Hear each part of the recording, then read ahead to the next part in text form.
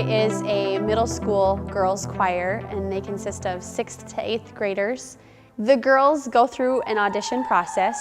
They meet with me. Auditions are about 15 minutes long, and we go through theory and sight reading and tonal memory, things like that. It's time-consuming, but I really enjoy performing to people, making them happy. I enjoy being here, and I like to put in the time to practice to be good at what I do.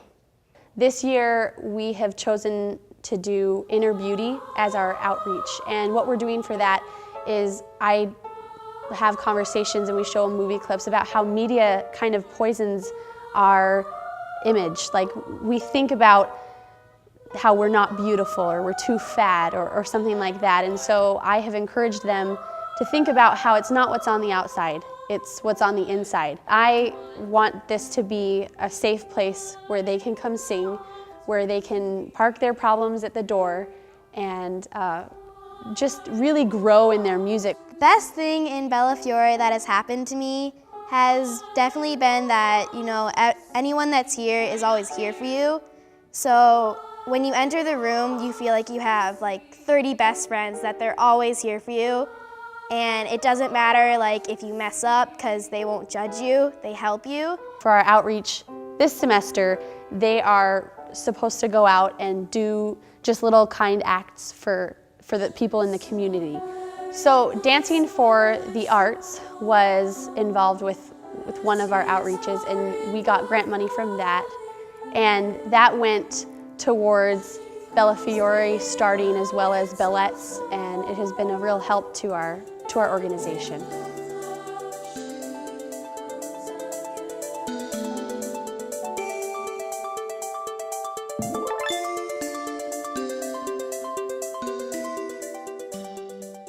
The Minnesota Ballet Theater is the youth performing group affiliated with Minnesota Youth Ballet Academy.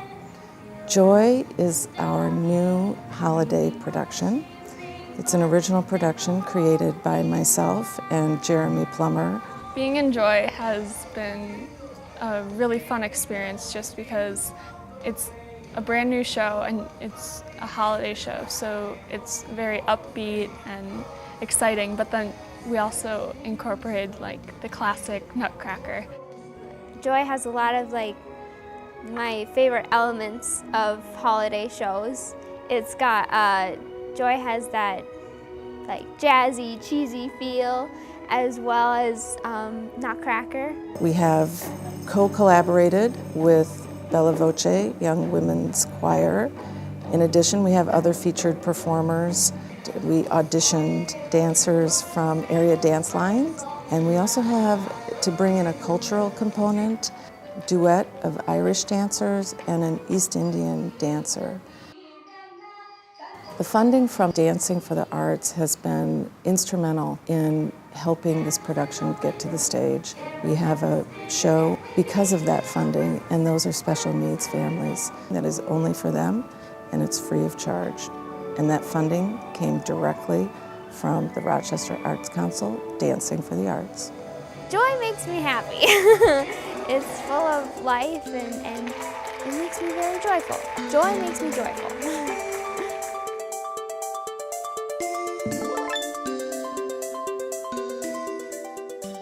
Tastes Like Paint is Rochester's only after-school art program that's free. We've been around since 2007. I was looking for a creative outlet, and this was the perfect fit. We work in a lot of different mediums, printmaking, video, drawing, installation, sculpture. I just thought it would be really good to meet other people that were kind of artistically invested. A lot of my friends really aren't, and it's just been great. I've tried a lot of things that I don't really work with a lot. It just has kind of taken me outside of my box, and I really like it. This is our core group of Tastes Like Paint members. We're doing a loose video interpretation of the book Infinite Jest by David Foster Wallace.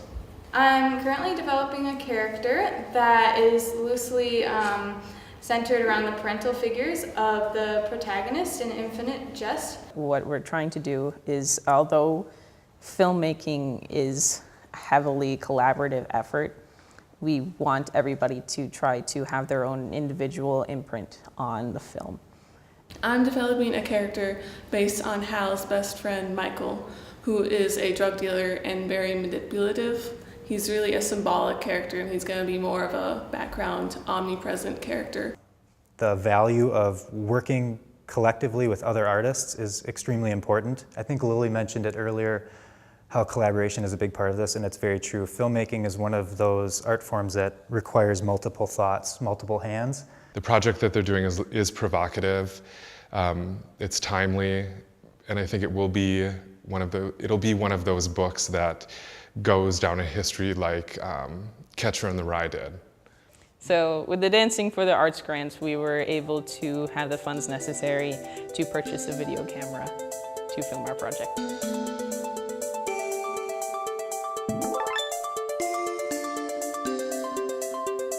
The Children's Museum of Rochester actually started as a grassroots effort by a group of parents locally who put together an advisory board and raised awareness within the community of the need for an educational children's place for families to come and play.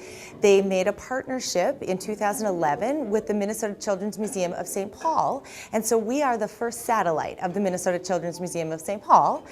We opened our doors in April of 2012, and in our first year we saw 44,000 visitors. Families come. It's not a drop-off facility. It is a place for families to come and engage and play with their kids and interact. It's an educational facility. We actually align all of our exhibits and our projects in the classroom with Minnesota state standards through the school system.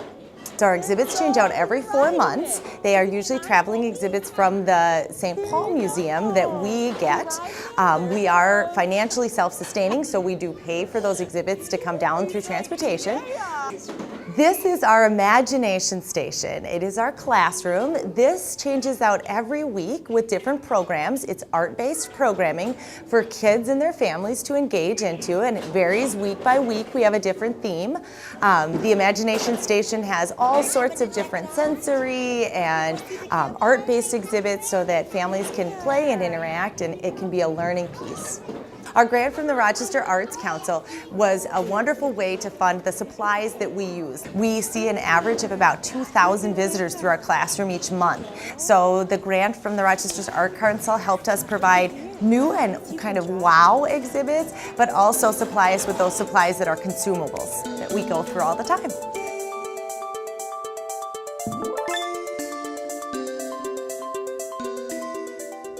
Irish Fest has been going on for the last 4 years, every Labour Day weekend, and it's become a huge event here in Rochester, Minnesota, calling in people from around the countryside, and the crowd is growing year by year.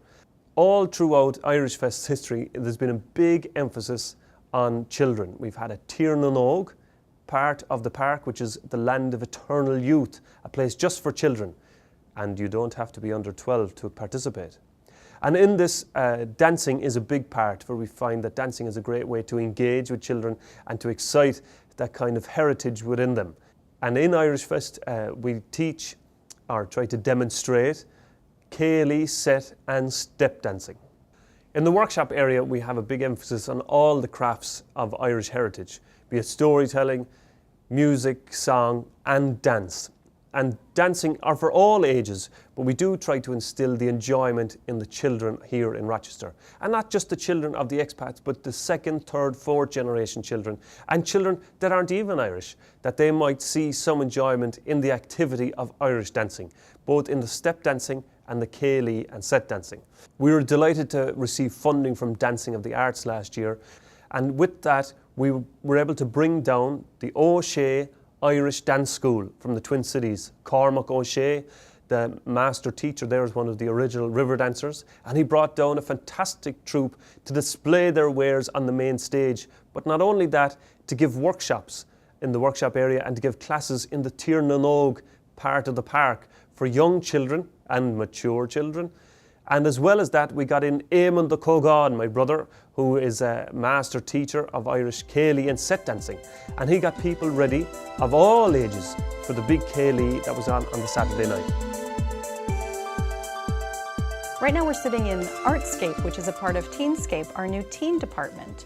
Teenscape opened in December 2013. We get about 1,100 to 1,200 teens in here every month using the space. The purpose of Artscape is to give kids an opportunity to be creative. The library is really trying to do a lot of creative, collaborative, innovative projects, so this is a space just for teens to get creative and have fun and get comfortable with art materials. My favorite thing about the new art area is that they have structured projects instead of just like a bunch of art supplies like, here, go for it. Because I feel like people, especially without something to do, they just kind of goof around, and especially with teenagers, we're kind of irresponsible, and so what are you gonna do? Our current project is a pastel drawing project where teens can draw a fox and decide what the fox is going to say. We have future projects like Charles Demuth drawing, Paul Klee self-portrait, and Mondrian tape project. The Scribblers is basically a group where you come the second and fourth Wednesday of every month. Well, some of us meet every Wednesday just like there, but the official ones are the second and fourth Wednesday of every month, and they're run by Sarah, who is the teen librarian here. And we just get together and we write and we workshop things we've already written, and we talk about general writing things. And if there's writing projects that we want to do in the Teenscape, then we do those as well. Dancing for the Arts funded Artscape. They helped purchase the floor, the furniture, and the art materials that we'll be using this year for all of our projects.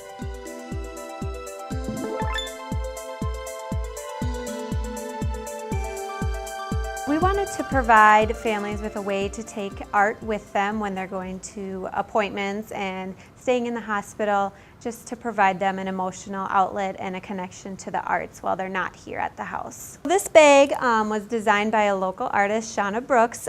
She did the doodle art on the front of the bag, and then we also have some of the doodle packs of hers in the bags. Giving the bags to the kids at the house is great because they are just super excited to be able to do stuff outside of the house and something to keep them busy while they're waiting all day, whether it be at appointments or at the hospital. My name is Ariana Wiebke. She had a heart transplant, so she goes into rejection, a certain type of rejection, and they have to do IVIG and plasmapheresis. So she used it while she was in there because those are long infusions, and it helps to kind of have something to do while you're sitting there in bed. Inside the bag, we have lots of little things to play with. Can you show them? Bracelets. She liked that one too. Can you hold it? Marker thing. Oh, there you go. Thing that comes with markers where you can doodle thing. Doodle thing. Show them your thumbprint one. Show them that one. And then a thumbprint. I really like the thumbprint thing. Turn around so they can see it. I use the bag at like doctors and stuff.